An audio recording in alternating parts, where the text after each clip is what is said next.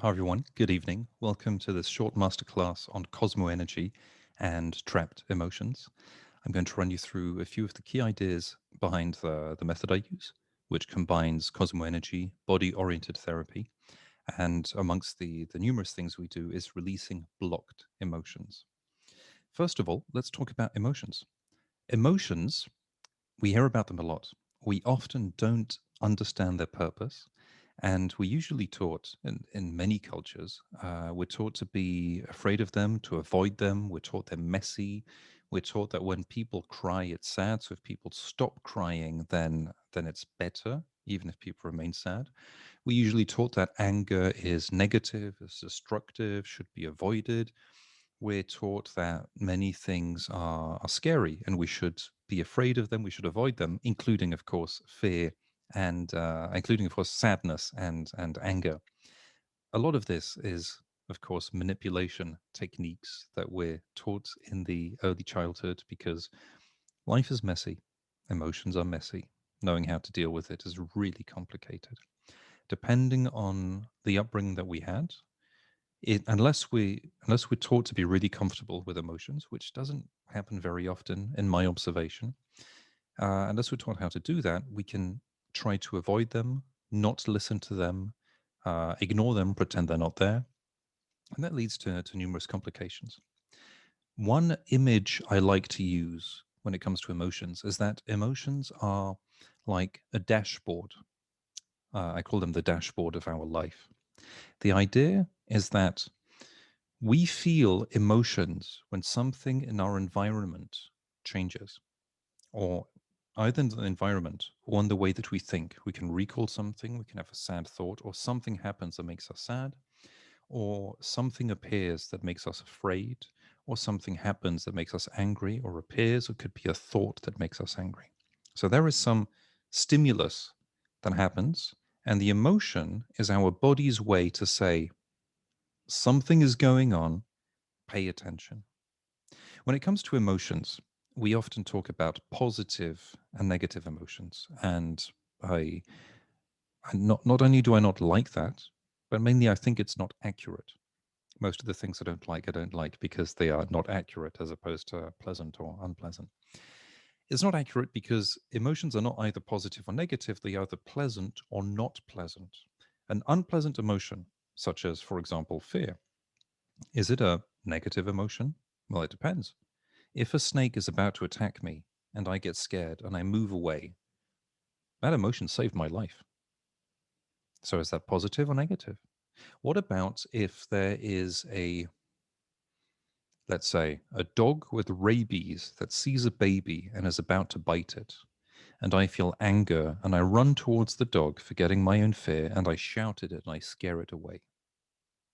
The anger saved the baby. The anger maybe saved the dog's life. So anger as such is very helpful. What if I see something that seems really unfair and I feel angry? There also, the anger can give me an indication that something is happening that I'm not okay with. I can use that to find the best strategy to react. For example, if I make dinner for someone and that person shows up late, and I decide that because I'm angry, I will break all the plates, smash all the plates, and shout and scream and roll around on the floor in broken glass and broken plates. Probably my reaction is not the reaction of a very sane person. The reactions are optimal, but the anger can indicate something. So let's just run through a little bit of this. What is the function of anger? Well, anger is what happens, what arises when we have a goal and there's an obstacle that prevents us from reaching the goal. And anger gives us the strength or courage to overcome the obstacle or move around it or remove it to be able to reach the goal. So without anger, we give up all the time. We just let go. Anger is the indicator.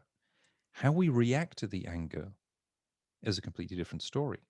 For example, if you're a child and you want ice cream, as most children did, because largely because of the high quantity of sugar and because children get addicted to sugar like we all do.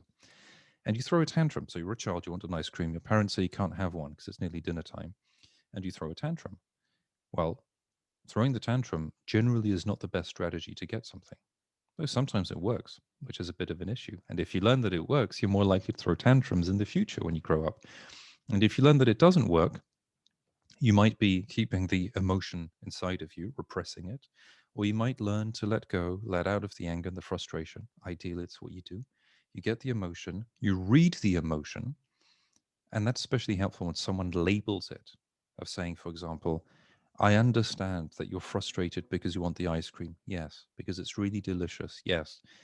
But if you have the ice cream, you won't want any dinner. No.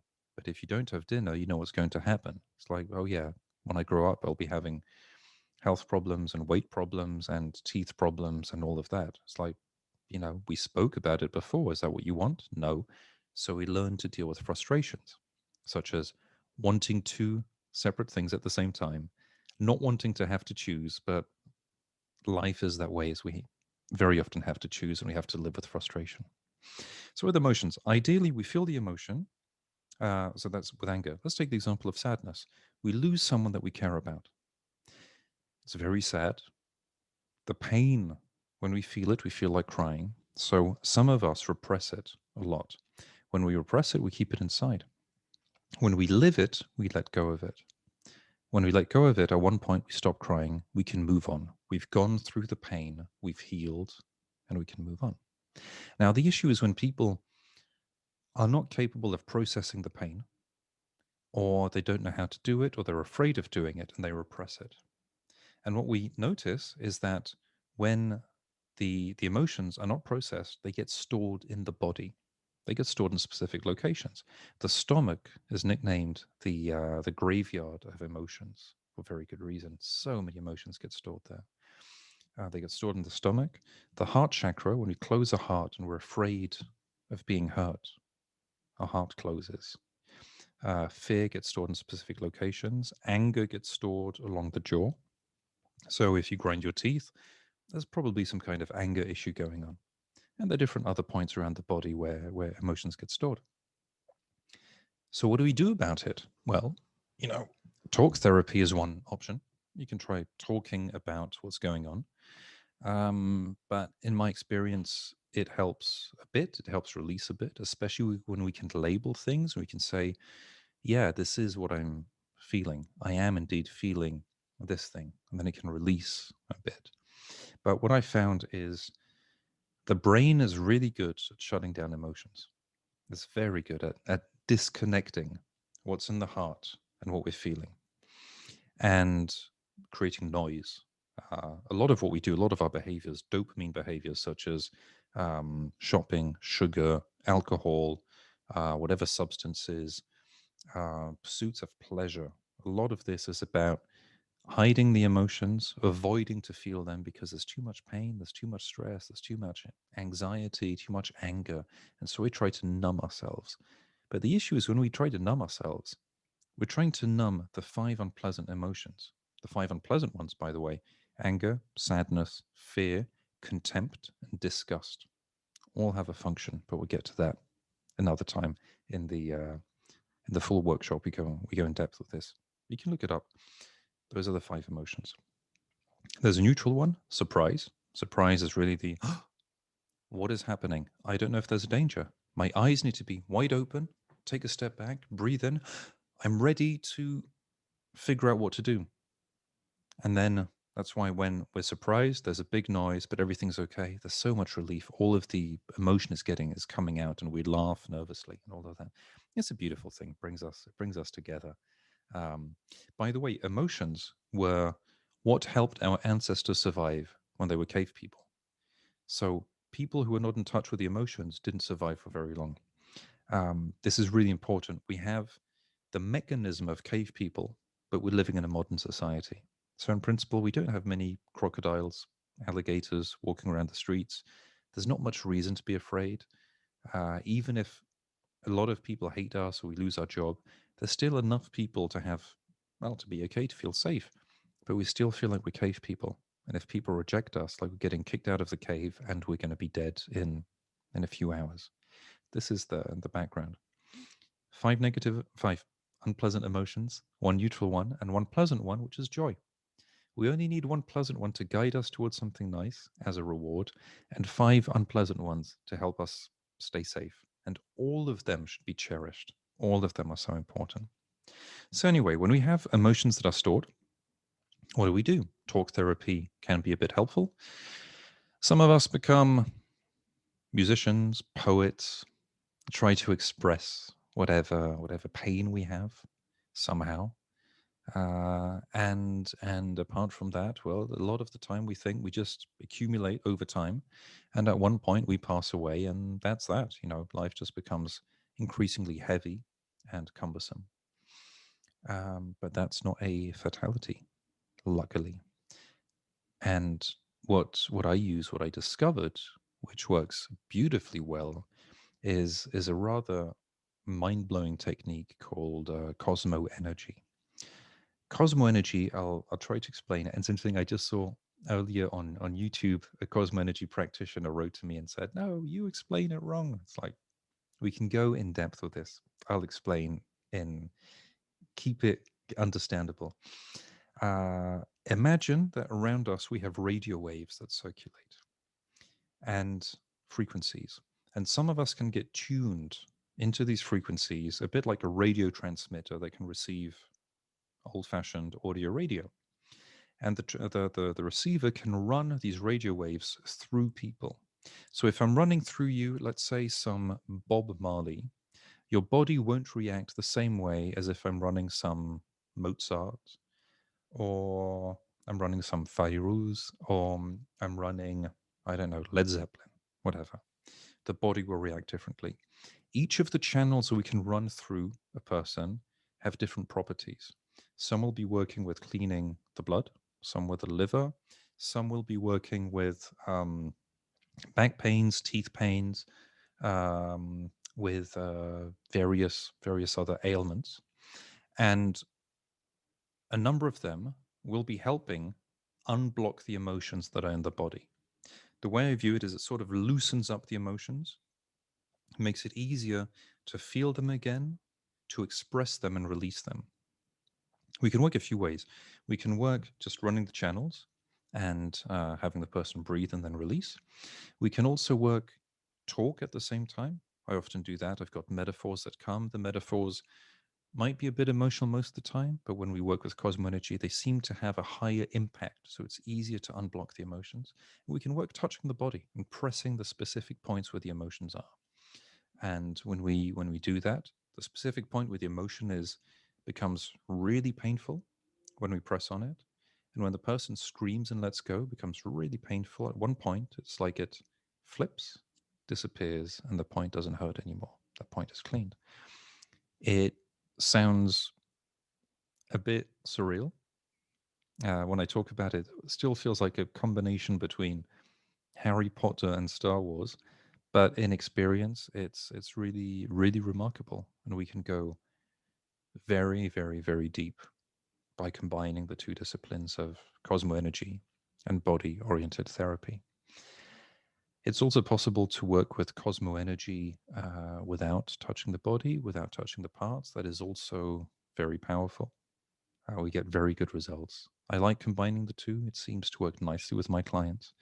With some people, we just do breathing, and they really enjoy it. Depends what people want. Depends what's relevant. And usually, when we work together, we find the relevant part. The results we get tend to be lowering of anxiety, problems going away, tension disappearing, frustrations disappearing, more clarity of thought, improved health. When it comes to all of the health virtues of cosmoenergy, this might be my European mind, which says, let's focus on lowering stress and any benefits. It's a nice to have. Let's keep it on the side. I've seen people have surprisingly good results because I haven't seen enough. So I haven't seen scientific studies, like large scale scientific studies. I'm always reluctant to overpromise. I don't think it's fair. I've seen remarkable results. I prefer to say, let's have low expectations, and anything that shoots above it is wonderful. It's great. Consider it a freebie. But if you're happy with what we do get that is measurable in terms of stress, in terms of release, in terms of improved sleep, those things we are focusing on getting, anything else is really much better. And yeah, that's roughly how I work. I also work with emotions that have been stored inside for a long time, including from childhood, including from the past. One of the things I like doing is when we have strong emotions, establishing stress levels or intensity levels between 0 and 10 before, and we compare to afterwards. I worked with a woman, for instance, who had, I won't go too much into detail because of my bias about giving too much hope. She had, let's say, a very bad illness. She was going to start some treatment for it. We worked on lowering her stress levels from 9 out of 10. So she started with 9 out of 10. After a session, she dropped down to 2 out of 10. And she said that she basically stayed around 2, 3. She felt she had energy to do the work. Instead of feeling petrified and afraid and powerless, she thought, I can do something, and I'm willing to change my diet, and I'm willing to do what I can, and I'm willing to trust, and willing to fight for this. And apparently, after very few treatments, like typical regular medical treatments, they said, well, it's gone, it's done. It's like mind blowing. That's just a story. Like, it could be the treatments. What we did probably had some impact. Even just lowering the stress level had some impact.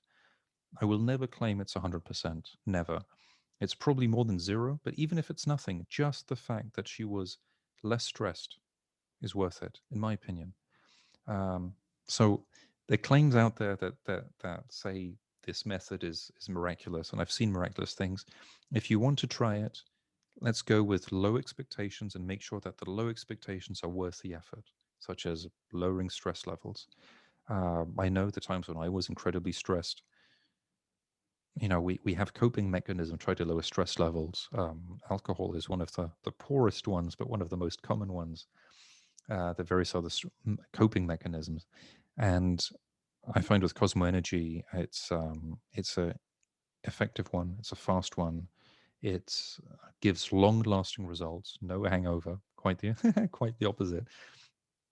So I was, put it this way. When I met my teachers, I was in Kazakhstan. I was in a festival very randomly, and I saw a tent full of people screaming and shouting and crying.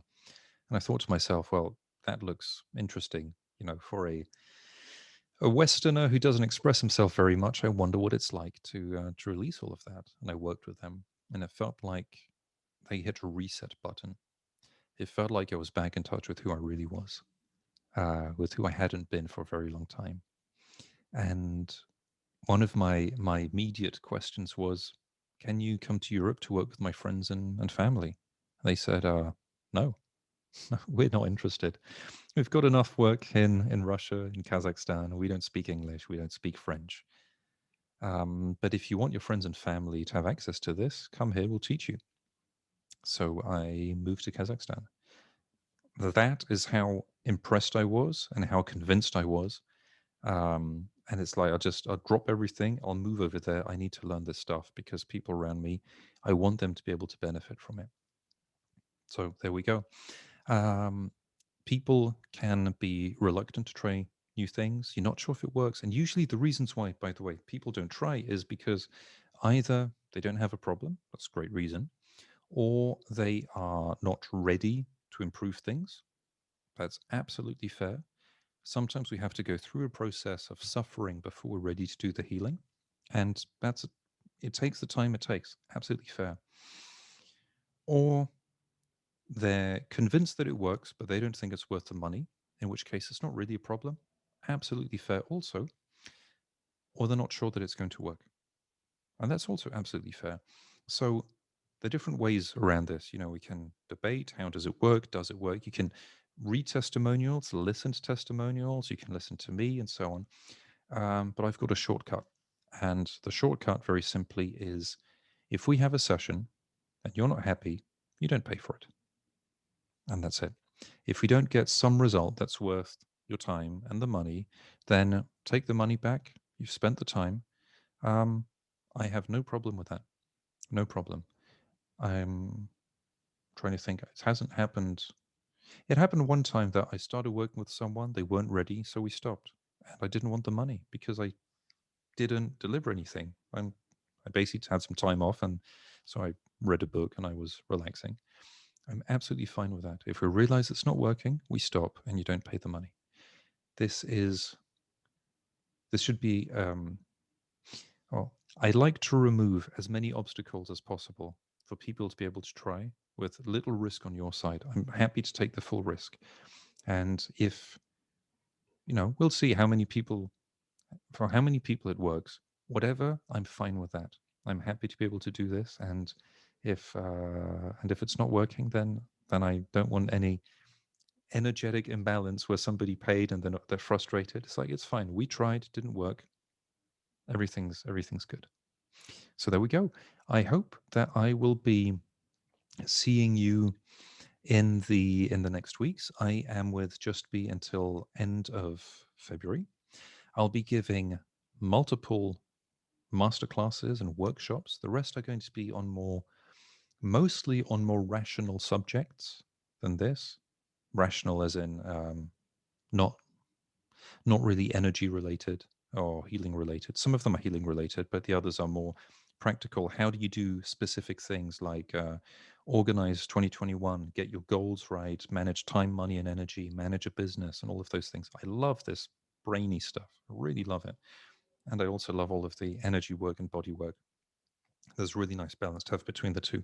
So I hope to see you for some of the master classes, hopefully some of the workshops if they're relevant for you, possibly for in-person sessions. I also do online sessions, which we can organize when I'm in Dubai or any other time. And yeah, if you have questions, let me know. I'm always happy to take questions, answer questions. Oh yes, how about this? If you can think of one person who would benefit from either listening to this video or would benefit from having a chat with me or is a bit lost or is frustrated with some things going on, or is a bit anxious when they feel about their emotional state and they're not certain what to do about it, or maybe they're just disappointed with the way they handle situations. These usually are symptoms of it might be worth having a chat. Maybe, I mean, before having work, maybe just having a chat, just seeing if there's anything that's relevant. If I have a chat with people, I always want to, give a few pointers, if I think of anything relevant to say. And if it seems that the person isn't ready, or it's not the right methodology, or any of that, I've got no problem just accepting that. There's yeah, there are enough good people out there to help good people who need help. Everyone's got their space, and yeah, if it seems that I can help you or someone you know, then I'd be happy to have a chat about it and answer questions. So, thank you very much for watching. Thank you very much for joining. I wish you a wonderful evening, daytime. Right now, it's evening, daytime, and I look forward to seeing you and meeting you. All the best.